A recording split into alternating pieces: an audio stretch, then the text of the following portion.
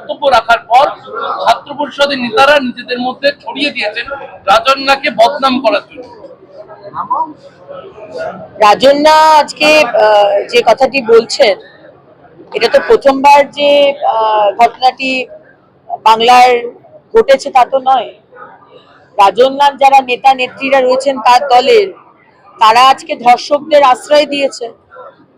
তারা আজকে ইলেকশন না হওয়া সত্ত্বেও ইলেকশন রুম খোলা, ইউনিয়ন রুম খোলা থাকে, প্রিন্সিপাল থাকে না, এবং এই ধরনের মনোজিতের মতো দুষ্কৃতীরা তারা সন্ধ্যে 7:30টার পরেও তারা কলেজে কলেজে ঘুরে বেড়ায়।